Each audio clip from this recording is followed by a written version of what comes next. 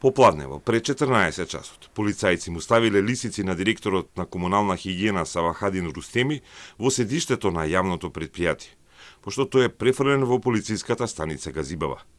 Дел од вработените кои биле во зградата го виделе апсењето. Заедно со Рустеми уапсен е и Аки Саити, раководител на секторот за управување со отпад. Осомничени се поради несобирање на сметот и ѓубрето по главниот град.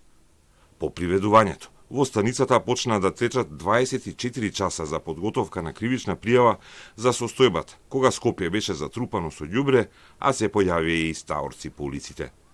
По наредба на основното јавно обвинителство Скопје, полициски службеници преземаат действија за обезбедување докази. Приведени се и задржани две лица од раководството на јавното претпријатие Комунална хигиена Скопје во врска со сомнение за кривично дело од член 230 од Кривичниот законник, загрозување на животната средина и природата со отпадни материи. Полициски службеници по наредба на основното јавно обвинителство Скопје денеска лишија од слобода две лица од раководството на јавното претпријатие Комунална хигиена Скопје во врска со сомненија за кривично дело од член 230 од Кривичниот законник. Предистрагата беше отворена минатата недела, а од извори во истрагата Телма дознава дека полицијата требало уште во петок да изврши претреси во претпријатието Комунална хигиена, но не успеале да ги соберат сите документи и заклучоци на управниот одбор на Комунална, со кои биле упатувани барања до сега уапсениот директор. Полицијата и обвинителството добили информации и од општините за неподигање и неизнесување на сметот. Дополнително биле разгледувани и документи за тендери за набавки во претпријатието.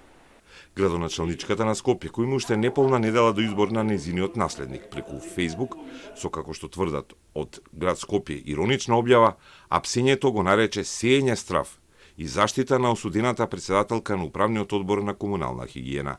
Мицковистичкиот режим на МВР да сее страв пред втор круг избори го привело директорот на Комунална хигиена за хаосот со ѓубрето кој токму криминалните кадри на Мицковски го креираат.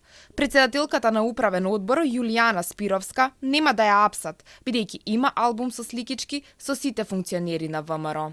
Состојбата со ѓубрето стана главна тема за локалните избори во главниот град и беа употребувани камиони од општини надвор од Скопје, за да кандидати од скопски општини се промовираат дека чистат. Но и ДИК и ДКСК се прогласија за ненадлежни за овој нов вид на кампања. Од друга страна пак Комунална хигиена, додека полицијата го апсеше директорот Рустеми, објави пост на Фејсбук со кој тврди дека минатата недела собрале 2,2 милиони килограми ѓубре од Скопје и дека работеле по оперативниот план со измена на опремата за чистење.